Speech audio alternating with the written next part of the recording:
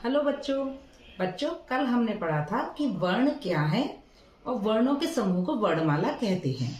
अब आज हम वर्णों के एक भेद स्वर के विषय में विस्तृत जानकारी लेंगे। देखिए, सबसे पहले देखते हैं स्वर की परिभाषा। स्वयं राजन्ते इति स्वरः, अर्थात जो वर्ण स्वयं ही उच्चारित होते हैं वे स्वर कहलाते हैं। साधारण शब्दों में कहा जा सकता है कि जिन वर्णों का उच्चारण स्वयं होता है, मतलब उनके उच्चारण के लिए हमें किसी अन्य की सहायता नहीं होती, तो वे स्वर होते हैं। स्वर जो है वो स्वतंत्र रूप से बोले जाते हैं। अब देखते हैं कि स्वर कितने होते हैं।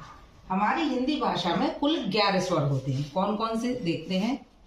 अ, आ, इ, ई, उ, ऊ, ऋ,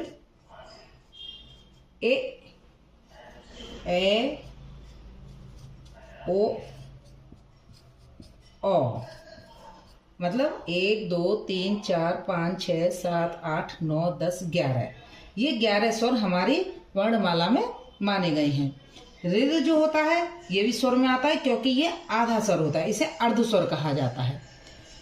इसके अलावा अंग और अंगहा, इनको स्वर में नहीं गिना जाता, जबकि पारंपरिक वर्णमाला में हम शुरू से ही ये पढ़ते आ रहे हैं कि छोटे आ से बड़ी अंखाली तक स्वर होते हैं, लेकिन इनको व्यंजन में माना गया है, क्योंकि अंग को अनुस्वार और अंगह को विसर्ग कहा जाता है, तो इन्हें स्वर में नहीं माना जाता। स्वर हमारे ये 11 कहलाएंगे। अब हम देखेंगे स्वरों के भेद कितने तरीके के होते हैं। स्वर हमारे 3 तरह के होते हैं।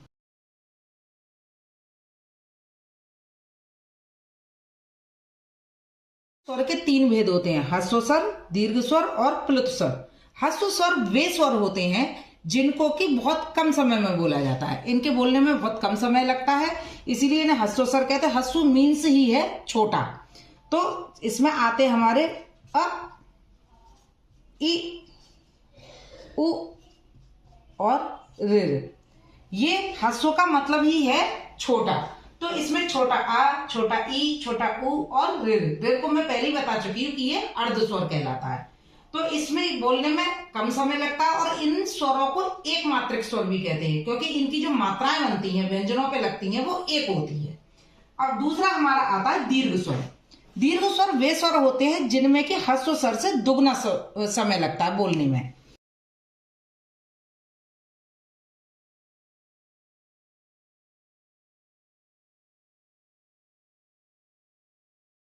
ये हमारे हो गए दीर्घ स्वर, क्योंकि इनको बोलने में हमें, जैसे हमने बोला अ और आ बोलेंगे तो आ, तो उससे ज्यादा समय लगा।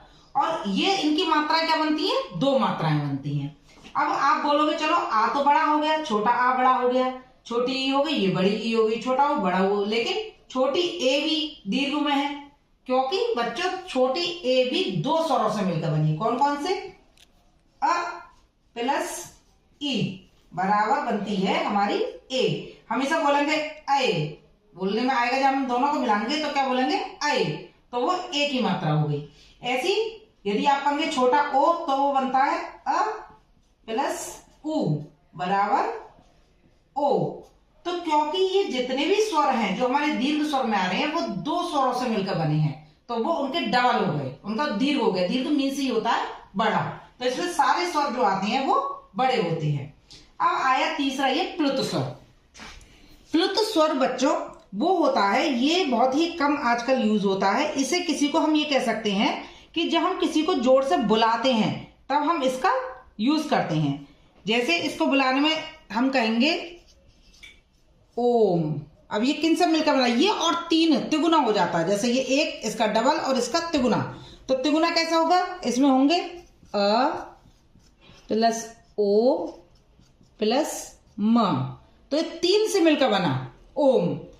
प्लुत स्वर को समझने के लिए साधारण शब्दों में कहा जा सकता है कि प्लुत स्वर को प्रयोग खासकर किसी को पुकारने एवं बुलाने के लिए किया जाता है। जैसे हम आवाज लगा रहे हैं किसी को, तो हम जोर से आवाज लगाएंगे, तो हम कैसे लिखेंगे? कैसे? बोलने में तो हम जोर से आवाज लगा देंगे राम, लेकिन हम लिखेंगे कैसे उसे? तो लिखने में हम प्लुत का प्रयोग करते हैं, राम, इस तरीके से।